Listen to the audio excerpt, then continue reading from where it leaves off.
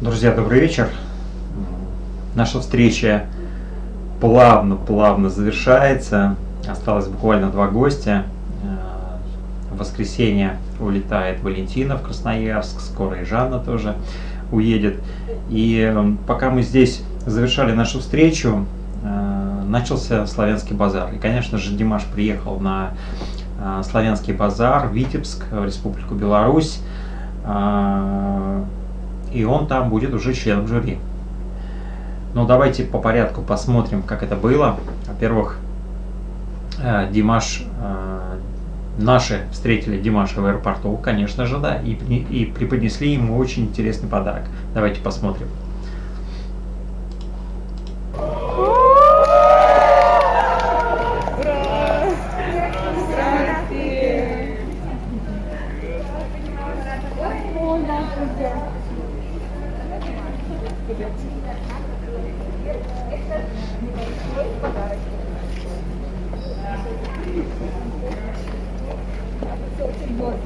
Все интересно.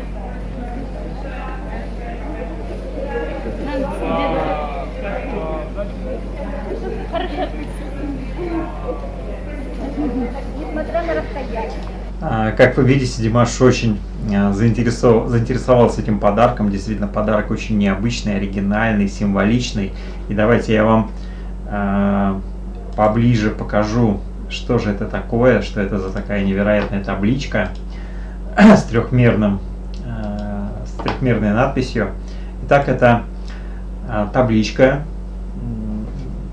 похожа на металлическую, где подписано «Мы едины», We are one.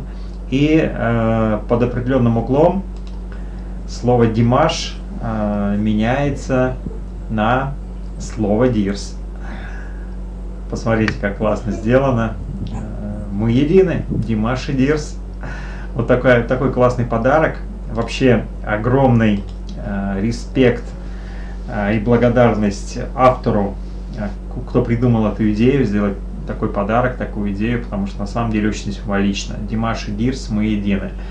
Кстати говоря, можно сказать, под этим девизом прошла наша встреча, и мы очень часто говорили о том, что Димаш объединяет всех нас, и эта встреча произошла в первую очередь благодаря Димашу. Итак, Димаш прилетел и дал пресс-конференцию. Давайте посмотрим фрагмент этой пресс-конференции. Тоже очень интересно. Если вдруг вы не видели, посмотрите. 45 минут шла пресс-конференция, Димаш отвечал на вопросы. Давайте посмотрим фрагмент.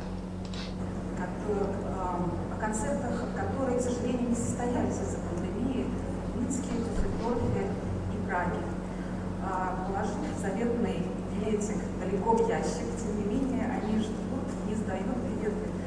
Могли бы вы сказать какие-то слова поддержки? В том числе мы тоже ждем. Давайте в этот момент я просто встану и сделаю поклон для всех своих слушателей, которые не сдали билеты. Да, и понимаете, для артиста это огромное счастье. И даже, если я скажу, что прослезился, конечно, да, это не совсем правда, но если бы я умел плакать, я бы заплакал. Потому что вы не умеете казахи не плачут. Молодец, Димаш. Вообще красавец. Ну, во-первых, посмотрите, прекрасно выглядит, очень хорошо сидит костюм, свеж, здоров. Потому что были разговоры, и вот когда Димаш выходил в прямой эфир в Инстаграме, было немножечко видно, что Димаш уставший. Ну вот были разговоры, что, возможно, Димаш переболел ковидом, потому что было такое, вот у него внешний вид немножечко больного человека, уставшего. Но, как мы видим, Димаш жив-здоров, красив, бодр, прекрасно выглядит, как всегда, очень стильно одевается. И обязательно посмотрите эту пресс-конференцию, если вы еще не видели, потому что Димаша слушать одно удовольствие. Как всегда мудр, как всегда умен, как всегда очень прост в общении, очень застенчив, стеснителен. В общем, дай бог, чтобы все артисты были похожи на Димаша и общались таким образом с поклонниками и журналистами. Очень взвешенно, очень уравновешенно, очень вежливо. Димаш как был примером для подражания, так он им и остается. Молодец. И Димаш уже спел 2 песни. Во-первых, ему поручили поднять флаг в честь открытия. Давайте посмотрим, как это было. Это все-таки 30-й юбилейный фестиваль «Славянский базар», и Димаш удостоен был чести поднять флаг. Уступил девочке сначала.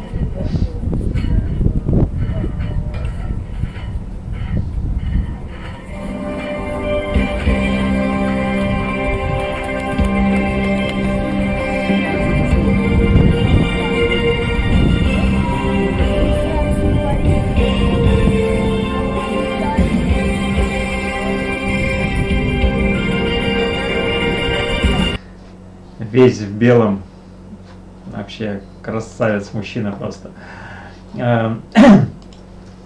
Когда речь говорил президент Республики Беларусь Лукашенко, он говорил о том, что за эти 30 лет на Славянском базаре побывало очень много известных, именитых артистов, музыкантов, перечислил их имена, и в том числе он назвал Димаша. То есть Димаш уже вписан в историю Славянского базара как один из самых именитых и заслуженных артистов, которые были на этой сцене, что очень приятно, что президент внес в этот великолепный список еще и Димаша. Ну и Димаш исполнил уже 2 композиции на этой песне, и, конечно же, не обошлось без Be With Me, это совершенно точно новый мировой хит. Давайте посмотрим фрагмент.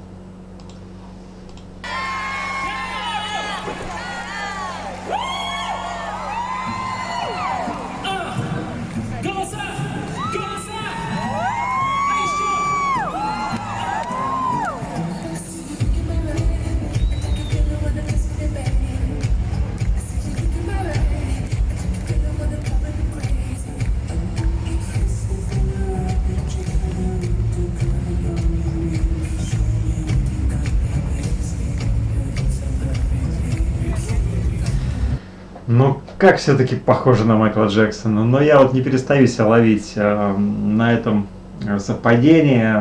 Мы все прекрасно знаем, что все-таки Майкл Джексон, что Димаш кумир Майкла Джексона, и он во многом пытается ему подражать.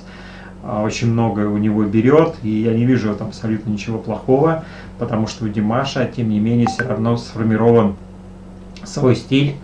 У него своя манера, ну и, конечно же, и в пении, и в поведении, но, тем не менее, вот эти вот нотки Майкла Джексона я вижу, и вот эта песня, она, мне кажется, прям вот посвящена Майклу Джексону, потому что она абсолютно в стиле Майкла Джексона. И как Димаш танцует, как он двигается, посмотрите, как он одет, очень по-молодежному, пиджачок, но при этом короткие брюки, как любил Майкл Джексон.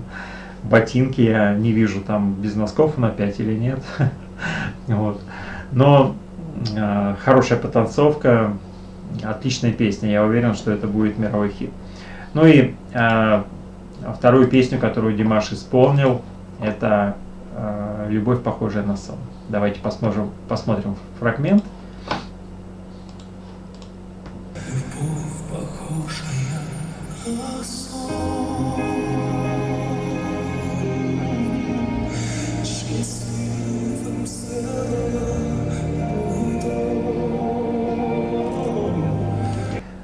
Но ведь на заднем плане вот эта вот классная тень на фоне Луны, это же Игорь Яковлевич Крутой, я правильно понимаю, за роялем. И Димаш совершенно по-новому исполнил эту песню. Вы обратили внимание, что немножечко другой тембр, немножечко другая тональность, вот по-другому уже звучит эта песня, не как в других исполнениях. Что еще раз говорит, что Димаш поет вживую. И он каждый раз, вот, видимо, в соответствии со своим настроением, с состоянием духа, он исполняет каждый раз песню по-новому. Каждый раз просто оживляет песню, каждый раз вдыхает в нее жизнь, и песня звучит каждый раз по-новому. Классное исполнение. Если вдруг вы не видели, обязательно посмотрите. Вот 2 песни Димаш исполнил. Я думаю, что это не предел. Конечно же, мы ждем и других песен Димаша. Димаш в этот раз в жюри. И, кстати говоря, на пресс-конференции была очень интересная оговорка у ведущего, такая, знаете, оговорка по Фрейду, когда он сказал, что Димаш теперь член жюри после того, как он в 1995 году выиграл гран-при на Славянского базара. Ну, Димаш так с юмором отнесся к этой оговорке, но на самом деле оговорка очень интересная, потому что вот я поймал на мысли, что такое ощущение, как будто мы Димаша знаем уже много-много лет, и как будто он с нами на сцене уже много-много лет, и уровень его мышления, уровень его осознания, уровень, его музыкальный уровень, ну уж точно не соответствует этим 27 годам, сколько Димашу сейчас. Вот такое ощущение, что Димаш намного мудрее, намного умнее и более опытный, чем любой другой юноша в 27 лет. И вот эта оговорка, которую прибавили Димашу 20 лет, она, мне кажется, прям вот в кон пришлась, потому что вот Димаш — это такая уже глыба на мировой эстраде, мировой музыке. Очень интересная была оговорка, мне понравилась. Ну и Димаш очень интересно сказал про то, как он будет судить. Он сказал, что он дал очень хорошее пожелание участникам, что, пожалуйста, не старайтесь брать очень сложные произведения, не старайтесь брать какие-то такие очень сложные вещи. Лучше возьмите что-то попроще, но выложитесь на 100% и исполните ее на 100%. И это будет звучать намного лучше, чем вы где-то не вытянете, где-то вы не сможете дотянуть в более сложном произведении. Очень хороший совет от Димаша, и Димаш, конечно, сказал, что он будет строго и объективно судить, но здесь я, конечно, не завидую конкурсантам, не завидую молодым участникам этого фестиваля, потому что сейчас в жюри находится такой невероятный музыкант и певец, как Димаш. Димаш эталон в мировой музыке, Димаш эталон в вокале, и скорее всего, никто не в состоянии на сегодняшний момент дотянуться до тех возможностей, до того уровня, который задал Димаш. Но я думаю, Димаш это сам понимает, и, конечно же, он не будет сравнивать с собой, потому что если он будет сравнивать с собой, то оценки сразу будут сильно понижаться у всех конкурсантов. Но я думаю, это Димаш прекрасно понимает. Он прекрасно понимает, что у него какой-то божественный уровень, и нам, простым людям, до этого уровня нереально дотянуться. В общем, наверстываю я упущенное. Сделал первый обзор. Конечно же, сейчас буду следить за этим музыкальным фестивалем и буду по возможности оперативно освещать вам события, которые происходят. Ну и, конечно же, высказывать свою точку зрения, делать свои реакции. Ну что, до следующего эфира. Кстати говоря, вы видите, да, что у меня потихонечку прибавляется раритетных вещей на моем заднем фоне. У меня появилось 3 новых значка, которые мне подарили участники встречи. Это значок фан-клуба польского, значок фан-клуба шведского и значок из Санкт-Петербурга. Ну и, конечно же, вот этот вот флажок от московских Дирс Димаша. Ну и памятную табличку, которую я вам уже показывал, которая посвящена первой международной встрече Дирс, которая прошла у нас сейчас на Алтае.